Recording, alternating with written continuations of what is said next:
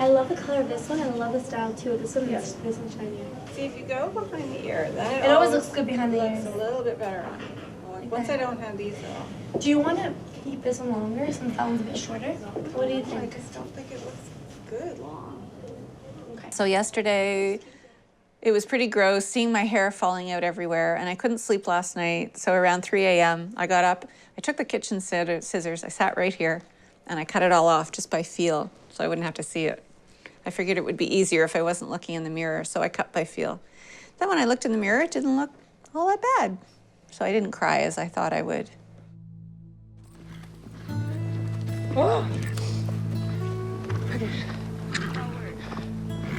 At the end of my chemo, I must say that there was times where it was a bit harder, but I didn't let. And I'm so lucky because I don't think I would have been this way without the horses. I mean, there were some days I could barely ride.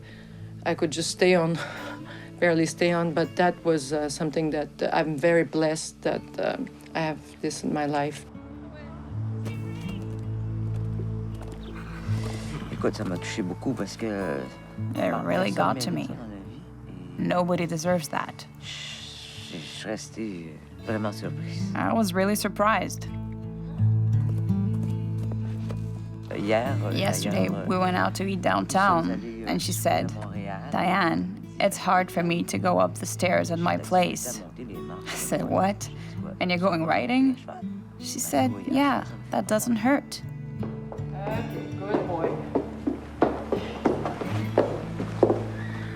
Good boy. Okay, that's it.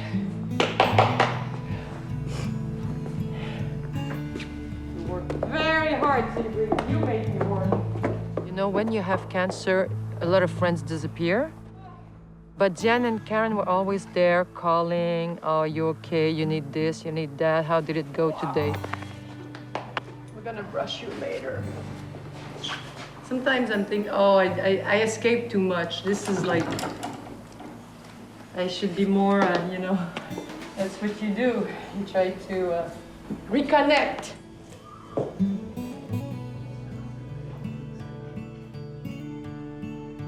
Now I cannot have children anymore because of the chemo killed my my ovaries.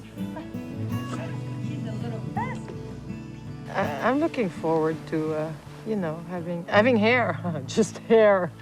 You have eyelashes now. Little tiny eyelashes. And my eyebrows have started to grow, but nowhere else. It's like... That's good, you're saving money. Well, if I wanted to try a Brazilian, now I know what it is. Kissy, look, Kissy. Can I have Kissy? Oh, I love you so much. Oh, I love you. I did in vitro fertilization to have my daughters. I just wanted a baby. I didn't do any research. I was really gung-ho. I wanted to have a baby, and I believe that there's a link between in vitro fertilization and breast cancer. Women who decide to do in vitro fertilization should really educate themselves and know the risks. I just wish I would have known more. Dr. Kaiser is ready to see you. So you can come in. Thank you. When you have your menstrual cycle, there's 12 eggs in 1 year. I did 22 in 10 days. I wanted to ask you, do you think there's a link between breast cancer and IVF? As much as it appears that would be intuitive, that you would think that there would be a link, the studies have not been able to show that.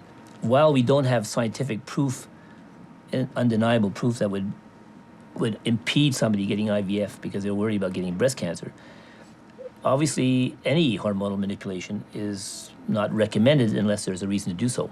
If you're going to do IVF, it's because that is the last option one has in that particular case. And since there are studies to suggest that that is a safe thing to do, we'll use the same argument for a patient going through difficult menopause. Don't use it if you don't have to. So I would say to a patient, I can't scientifically tell you that there is a definite link there, and I can show you studies that are larger than the ones that show it linking, that show no link. I think you're right. I think that as this information emerges, it has to be part of the consenting process.